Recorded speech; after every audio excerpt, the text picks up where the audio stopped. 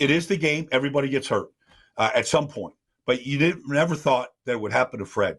Like, if there's a pulse in San Francisco, regardless of what the record is, how they're playing, if there's a pulse, it ran through Fred Warner. And it's just going to be a tough to overcome. Obviously, we just got to start off. Niners losing Fred Warner for the season, it looks like. Fractured and dislocated ankle. Just another brutal loss for this team that absolutely could not afford to lose a guy like that.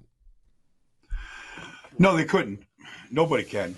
There's only one Fred Warner in this whole league. I mean, I do this every week, sit in this film room and watch every game and every play. There's nobody I would rather watch on a daily basis than Fred Warner play football, because there's an absolute joy to his violence and the way they played. And you just, for I remember, I'll never forget this, guys. His rookie year was 2018, his third round pick, BYU. And I'm doing the game, 49ers and Vikings at US Bank Stadium. And I'm down the field before the game, and I see John Lynch. And I asked John about who's their Mike linebacker going to be. And he didn't hesitate. Fred Warner's our Mike linebacker. And there was a lot of other guys there then. And from that first day in 2018, for 132 straight starts, Fred Warner lined up every Sunday, every week, every game. And you just think that he's just going to go like a maniac, like a Full Metal Jacket, go make every play like he does, and just bounce up off the ground like he always did. And he was just going to do this forever. And then you see Tristan Wirfs, literally the left tackle of the Tampa Bay Buccaneers, called for the medics right away. They saw the ankle dislocated. And it just I just froze. I'm like, Fred Warner's not going to get up from this hit. And you just I mean, it is the game. Everybody gets hurt at some point. But you never thought that it would happen to Fred.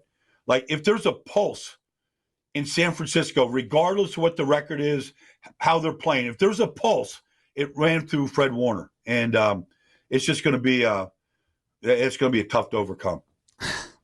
Baldy, you hit the nail on the head. I mean, we're gutted, right? Obviously, I mean, we're trying to pick ourselves up and, make the argument for getting ready for Atlanta, and we'll get to them in a second. I was thinking of like the Bryant Young play where Ken Norton blasted his leg and just fractured his leg on national television. I thought about the Navarro Bowman play where he's ripping the ball from Marshawn Lynch at the goal line only to have his leg go in the other direction.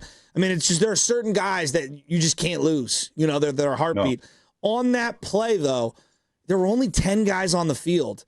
I mean, how does that happen? And I don't know. I'm not looking for anyone to blame. It's just sucks that it happened that way. And then you find out afterwards, like, only 10 guys on the field? How does that even happen?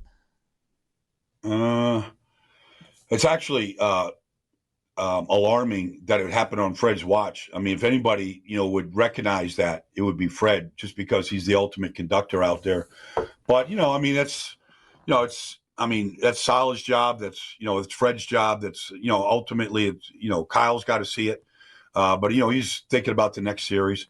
So, I mean, it's disappointing. It happens. You see it around the league where nobody recognizes it and nobody calls a timeout. So it's unusual, but it does happen.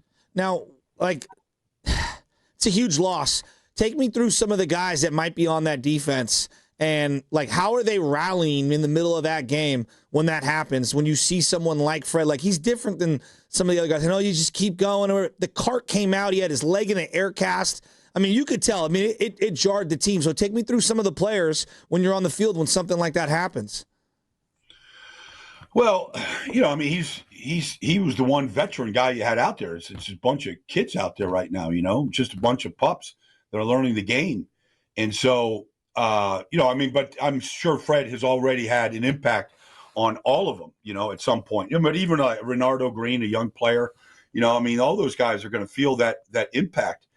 And I don't know if they understand how big the loss is, because you lost Nick, and that's a loss. That's a tremendous. So you lost your two best players on defense for the season. They're not coming back. And so now these kids got to grow up quicker, faster. D's got to take over at that job.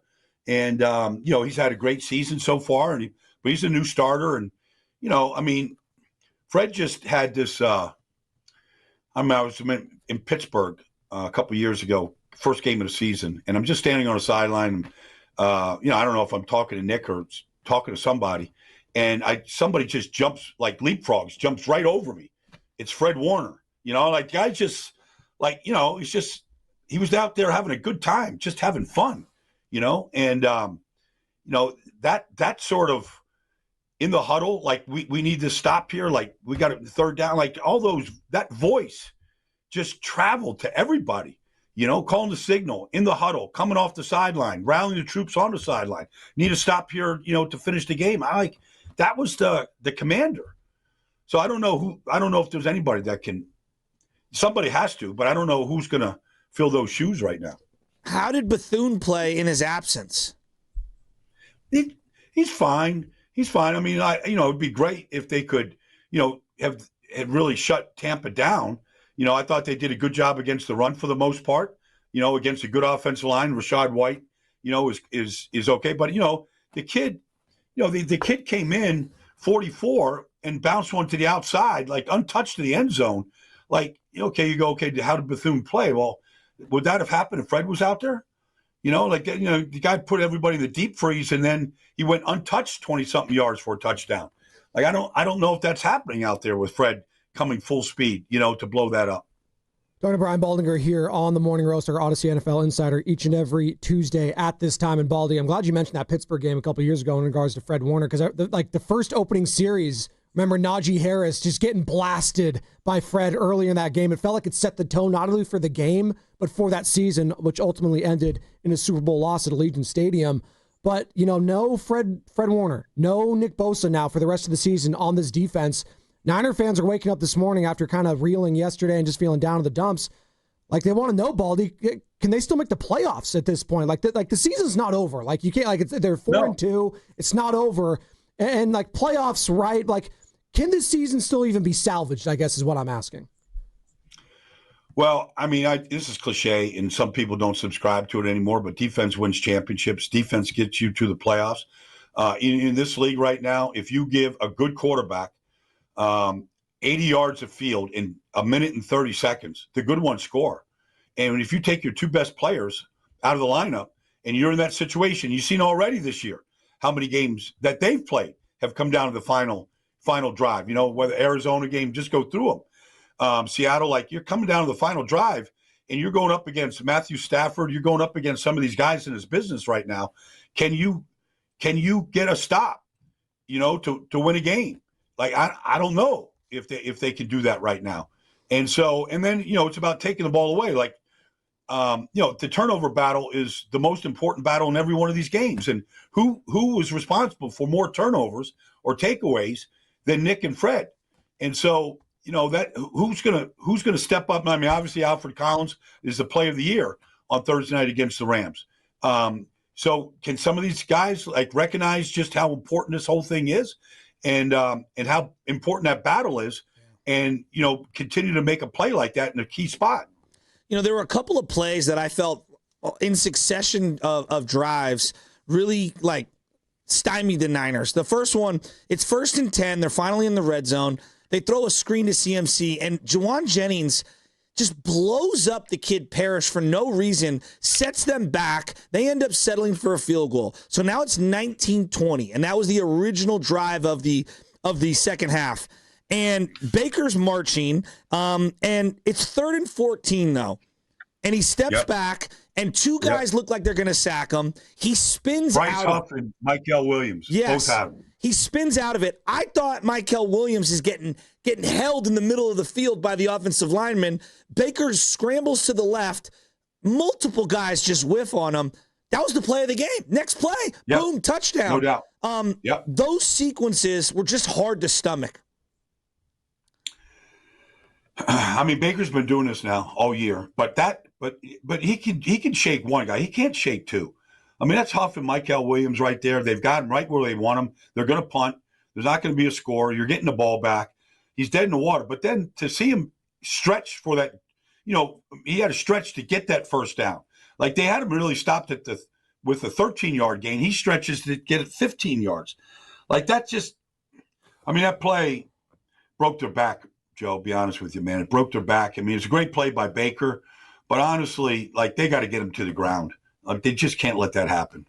And then they get the busted coverage. The play after that, Tez Johnson touchdown is an incredible catch, but just a brutal gut punch for them. And all that being said, I mean, I don't understand. I didn't understand the breakdown though. Cameron Johnson, I understand number 19. Nobody knew. I don't care what the name of the back of the jersey is. It's a simple motion across the formation for nobody to see that and to give just it's an easy layup. You got to make these teams earn their points. Like you can't break down like that. They walk through a 3-man bunch formation, motion to the other side.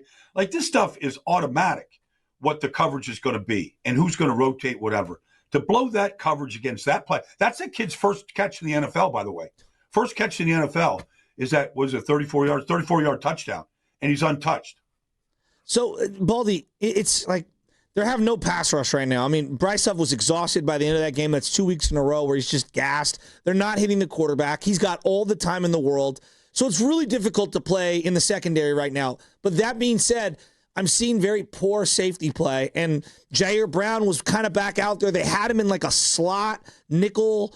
It almost felt like he was a linebacker, I guess, to a degree. But they moved him to safety. Siegel's been out there. Like, what are they doing on the line, the defensive line, and on the back end right now with the safeties? It feels like they're both very poor. Yeah. Well, they don't look like they're playing with real confidence where they can make full speed plays, like they really see in the play, and so they're hesitant. Mustafa, like they just look hesitant back there. There's no impact from that position. They've always had great safeties here, under Kyle Shanahan for 10 years. They've had even Hufanga when he first came in the league. Like they've had great safety play, and honestly, your defense is going to be as good as your safeties, Joe. I mean, because the safeties, if you miss tackles, you miss coverages, you miss playing the ball in the air, you're giving up big plays or touchdowns. And that's what's happening right now. But I don't know. The trade deadline is coming up. They got. I mean, if they want to be competitive, they got to make a move. They have to make. If they sit and just say we're going to develop our young guys, we're sitting tight like that. I don't know. Like if I'm John Lynch, you got to make a move. You might have to eat some salary. You got to move some guys around, extends whatever you got to do. Like they've got to make a move right now. Well, is there typically what you do is you raid good players from bad teams. And so, whether it's Trey Hendrickson, whatever, like I feel like they've got to be aggressive at this point to really stay in this game right now.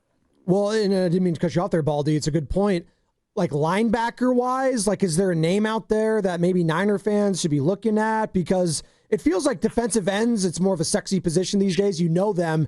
But when you don't have a good linebacker, I'm looking out there in the free agency circle, and it's slim pickings. They drafted Nick Martin. I want to see him suit up. I know. Well, I mean, this can be an opportunity.